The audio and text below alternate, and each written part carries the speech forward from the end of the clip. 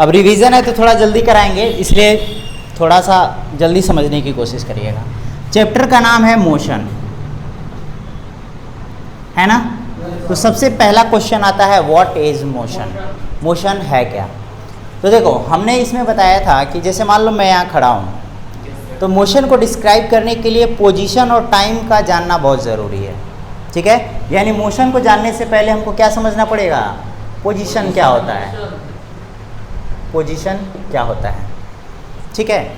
अब देखो पोजीशन बताने के लिए, जैसे मैं यहाँ खड़ा हूँ तो तुमको मैं कैसे बताऊँ कि मैं यहीं खड़ा हूँ। तो मैं ये कह सकता हूँ कि बोर्ड के मैं 1 फीट आगे हूँ, या फिर मैं इस वॉल से कह सकता हूँ कि 1 मीटर लेफ्ट में खड़ा हूँ। तो मैं क्या बता रहा हूँ, अपना लोकेशन ही बता रहा हूँ ना। उस चीज़ को ही क्या कहते हैं, पोजीशन। यानी कि कोई भी ऑब्जेक्ट किस जगह सिचुएटेड है, जिस क्वांटिटी से बताएंगे उसको ही क्या कहेंगे, पोजीशन। अगर यही पोजीशन टाइम के साथ चेंज हो जाता है, जैसे कुछ देर पहले मैं वहाँ था, 1 सेकेंड बाद मैं यहाँ आ गया हूँ, तो मेरा पोजीशन टाइम के साथ चेंज हुआ है ना, यानी कि मैं अब मोशन में हूँ। यानी मोशन एक सिचुएशन है जो ये बताता है कि किसी भी ऑब्जेक्ट का पोजीशन क्या हो चुका है, चेंज हो चुका है। तो डेफिनेशन कैसे दोगे, कहोगे the position of object changes with time, then the object is said to be in motion. यानी अगर किसी भी ऑब्जेक्ट का या पर्सन का अगर पोजीशन चेंज हुआ है किसके साथ, टाइम के साथ, अगर पोजीशन चेंज हुआ है किसके साथ, टाइम के साथ, देन वो ऑब्जेक्ट किस में कहा जाएगा, मोशन में कहा जाएगा। अब मोशन का ठीक अपोजिट है रेस्ट, ठीक है। मैं यहाँ खड़ा हूँ, 1 घंटे बाद भी यहीं खड़ा हूँ, 1 महीने बाद भी यहीं खड़ा हूँ, 1 साल बाद भी यहीं खड़ा हूँ, मतलब मेरा पोजीशन चेंज नहीं हुआ है, लेकिन टाइम तो खर्च होते रहा है ना। तो टाइम स्पेंड हुआ है बट पोजीशन चेंज नहीं हुआ है, देन ऑब्जेक्ट किस में कहा जाएगा, ऑब्जेक्ट रेस्ट में है, ठीक है। ये पॉइंट्स हमने पढ़ लिया था। इसके बाद हमने पढ़ा था डिस्टेंस एंड डिस्प्लेसमेंट,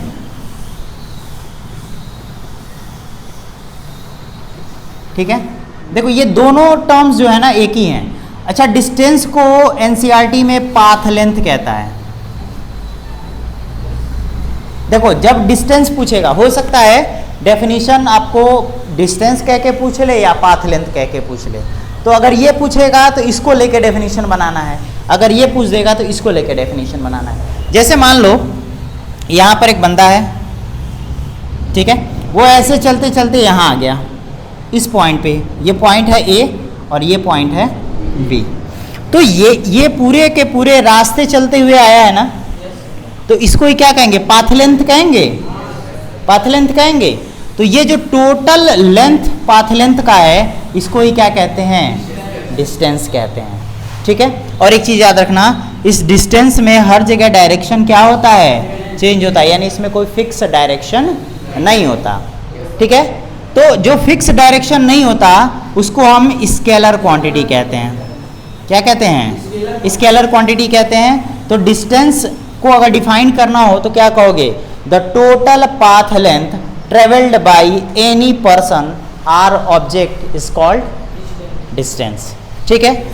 अच्छा ठीक है, डिस्टेंस ये हो गया।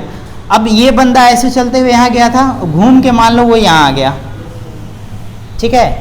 तो अगर पूछा जाए कि ये बंदा ए से चल के सी पे जब गया है तो वो कहाँ है, तो तुम ऐसे ही कहोगे ना, ये पास में ही है, कि ऐसे कहोगे ऐसे पास में है, ऐसे तो कहोगे नहीं, सीधे कहोगे क्या, पास में है। तो एक तुम शॉर्टेस्ट डिस्टेंस की बात कर रहे हो ना, जो एकदम सीधा उसके पास जाता है।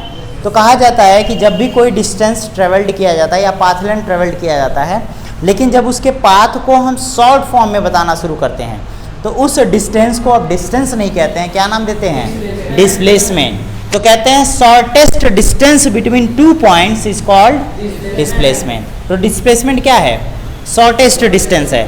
अब शॉर्टेस्ट डिस्टेंस है तो सीधा ही होगा ना, शॉर्टेस्ट डिस्टेंस है तो क्या होगा, सीधा होगा। तो इसके पास एक फिक्स डायरेक्शन होता है, ठीक है। अब ये बताओ, लेंथ तो है ही, साथ ही साथ डायरेक्शन है। तो ऐसी फिजिकल क्वांटिटी जिसके पास मेजरमेंट या लेंथ भी होता है और डायरेक्शन भी होता है, उसको कहते हैं वेक्टर क्वांटिटी, ठीक है। तो डिस्प्लेसमेंट कौन सी क्वांटिटी हो गई, वेक्टर क्वांटिटी। एक चीज जान लो, कोई ऑब्जेक्ट या पर्सन अगर चलना शुरू कर दिया तो वो हमेशा सिर्फ बढ़ेगा, अब ये बताओ, हमने डिस्टेंस का डेफिनेशन क्या बोला है? Total path length travelled by any object or person is called distance. तो जब कोई बंदा चलना शुरू करेगा तो वो हमेशा बढ़ेगा ही ना, तो डिस्टेंस क्या हो सकता है? डिस्टेंस ऑलवेज बी पॉजिटिव, ठीक है। हाँ, अगर नहीं चला, अगर चला ही नहीं तो क्या हो जाएगा? जीरो भी हो सकता है। तो जब चला ही नहीं तब जीरो होगा, लेकिन अगर चलना स्टार्ट कर दिया तो distance be always positive. Clear है? डिस्प्लेसमेंट के बारे में बात कर लेते हैं। जैसे मान लो हम एक सर्कल पे ऐसे चल रहे हैं, यहाँ से चलना स्टार्ट किया और वहीं पहुँच गए, तो हमने क्या बोला definition? The shortest distance between 2 points is called displacement. जब वहीं से चल के वहीं पहुँच गए तो शॉर्टेस्ट डिस्टेंस कितना हुआ? जीरो हुआ ना। यानी कि जो डिस्प्लेसमेंट है वो जीरो हो सकता है। अभी फिलहाल हमने जीरो जान लिया। अच्छा, यहाँ से यहाँ तक पूछा है तो कोई ना कोई फिक्स डिस्टेंस है ना, तो क्या हो सकता है? पॉजिटिव भी हो सकता है, ठीक है। अच्छा, अगर मान लो हम यहाँ जा रहे हैं और वापस घूम के इधर आ जा रहे हैं, तो देखो हमने चला, यहाँ आए जीरो, अब इधर आ गए ना तो निगेटिव में जाना शुरू कर दिए। कैसे निगेटिव में? तो क्योंकि हमने कहा इसमें डायरेक्शन का बहुत बड़ा रोल होता है। अच्छा, इधर अगर कह रहे हो ईस्ट डायरेक्शन में जा रहा है तो वापस आ गया तो अब किस डायरेक्शन में जा रहा है? वेस्ट डायरेक्शन में जा रहा है ना, तो वेस्ट डायरेक्शन बोलना है, इसकी वैल्यू को क्या कर देगा? निगेटिव कर देगा।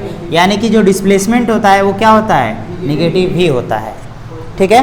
तो हमने क्या क्या जाना? डिस्टेंस के बारे में जाना, total path length is called distance. अच्छा, अगर पाथ लेंथ के बारे में पूछ देगा तो कहोगे total distance travelled by any object is called path length, ठीक है। जो डिस्टेंस होता है स्केलर क्वांटिटी होती है।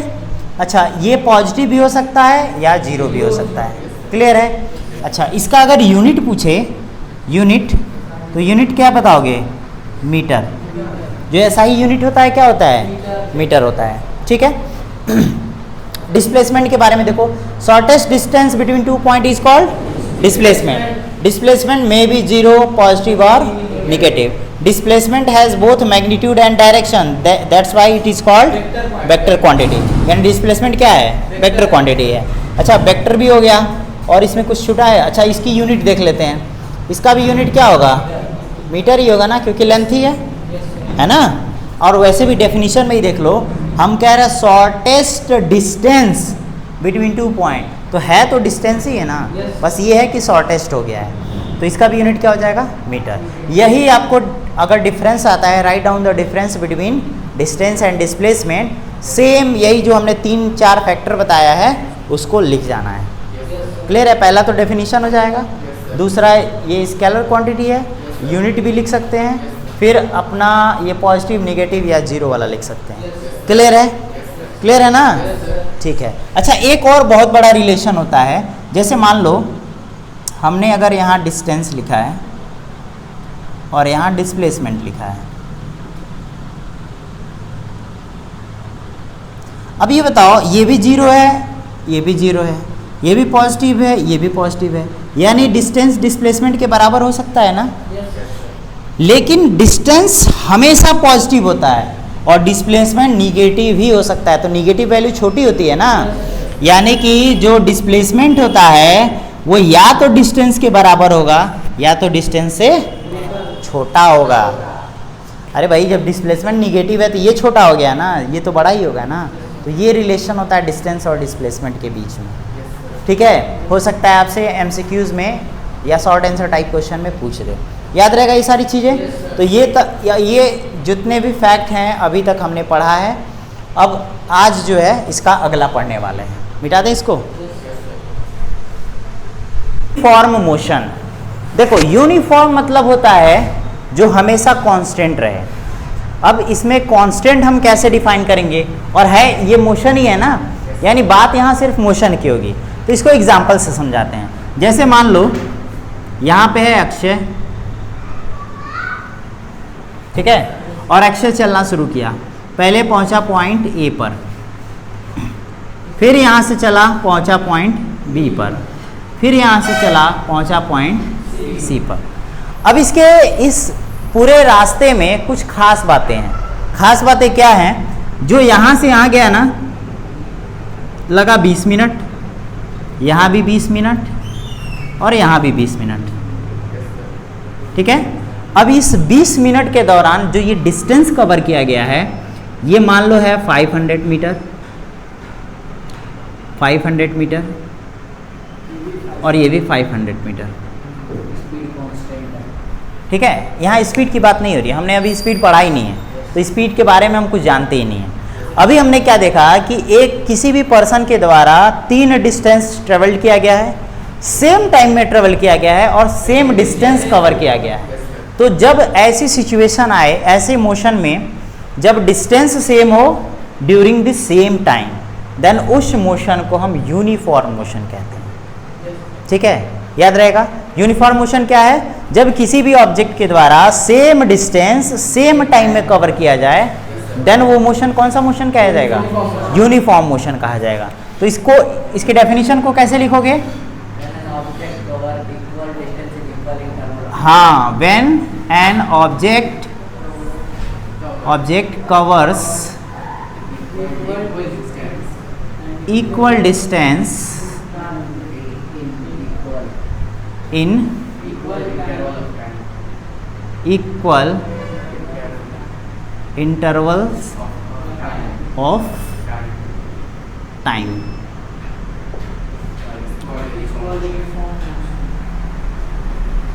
then the motion is called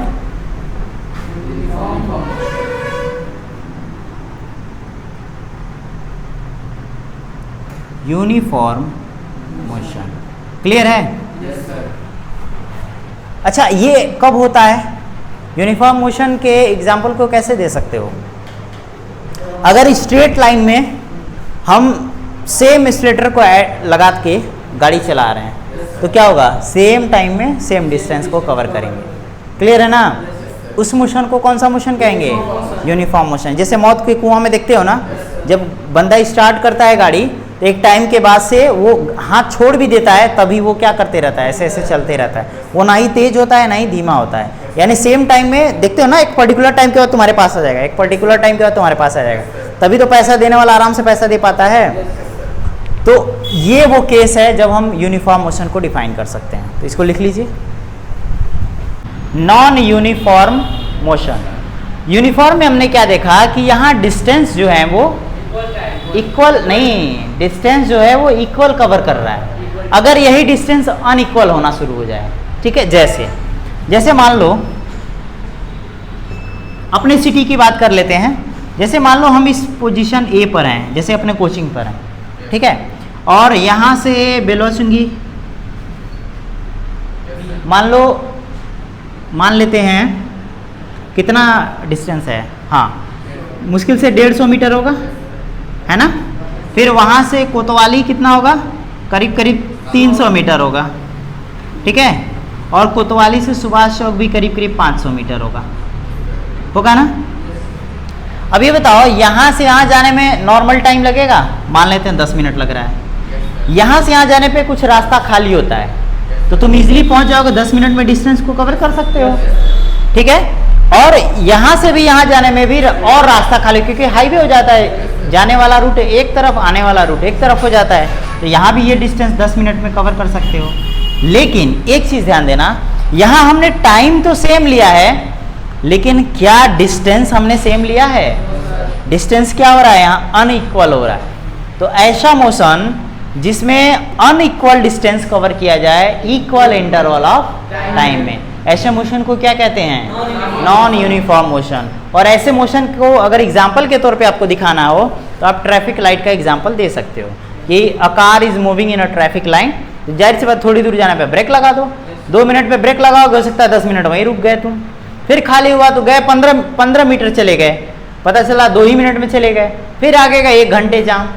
तो हम क्या कर रहे हैं? डिस्टेंस कवर कर रहे हैं, टाइम बढ़ रहा है। कभी टाइम कवर कर रहे हैं तो डिस्टेंस घट जा रहा है। तो क्या हो रहा है? ये पोजीशन चेंज हो रही है ना।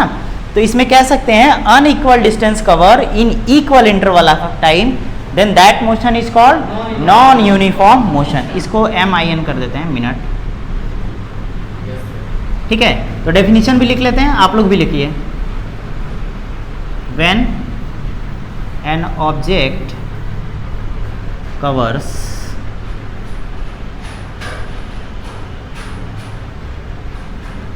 unequal distances in equal interval of time is called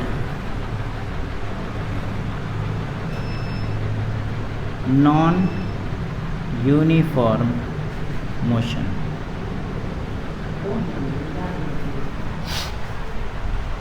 ठीक है ना?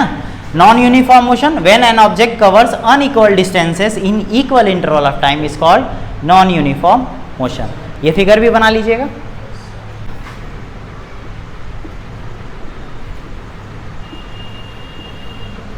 स्पीड, इसका इस्तेमाल तो आप लोग बहुत करते होंगे. कितने स्पीड से जा रहे थे? अभी वो बोला है ना, पापा की परी ने आके मार दिया.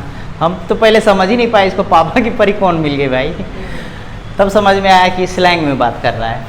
अब देखो, हमको समझना है स्पीड, तो यहाँ भी डिस्टेंस की बात होगी और मोशन की बात होगी, तभी हम डिस्टेंस को स्पीड को डिफाइन कर सकते हैं. ठीक है? इसमें कहेंगे क्या है, देखो, the total distance covered by,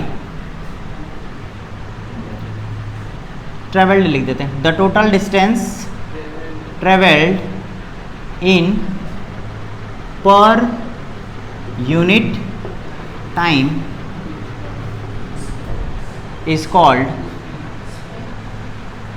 speed. ठीक है? अब ये क्या है, इसको समझिए एक एग्जाम्पल पे. जैसे मान लो एक लड़का है और ये एक बॉल को ऐसे फेंका है. ठीक है? अब फेंका है तो इसके पास एक कंडीशन हम लगाते हैं. कंडीशन ये लगाना है कि हम यहाँ टाइम को 1 यूनिट ले रहे हैं. अब तुम लोग कहोगे सर ये कौन सा यूनिट हो गया? तो नाम ही यूनिट है. तुम यहाँ सेकंड भी ले सकते हो, मिनट भी ले सकते हो, घंटा भी ले सकते हो, लेकिन एक ही लेना है. या तो 1 घंटा लो, 1 मिनट लो, 1 सेकंड लो. उस टाइम में ये बॉल जितना डिस्टेंस कवर करेगा, उस डिस्टेंस और टाइम, या फिर जितना डिस्टेंस कवर करेगा 1 यूनिट टाइम में, उस डिस्टेंस को अब डिस्टेंस न कह के क्या कहना शुरू कर देंगे? स्पीड कहना शुरू कर देंगे. लेकिन कब? जब हम टाइम को क्या रखेंगे? 1 यूनिट रखेंगे.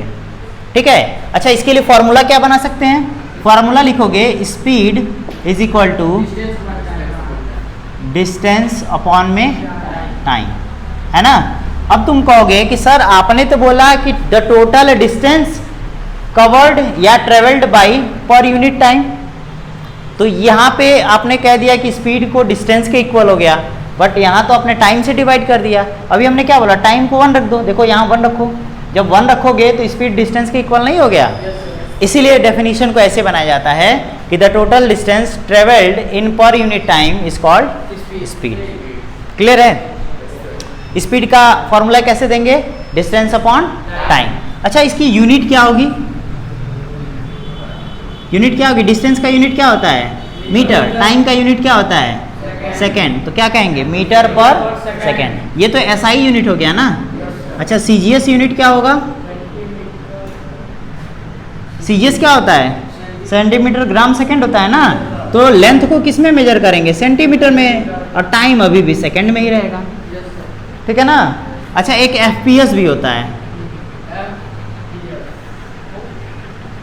ना? तो ये फुट पर सेकेंड हो जाएगा, फुट पर सेकेंड. लेकिन ये आपसे नहीं पूछा जाएगा, सिर्फ 2 ही पूछा जाएगा, या तो SI यूनिट, ठीक है, या फिर CGS यूनिट.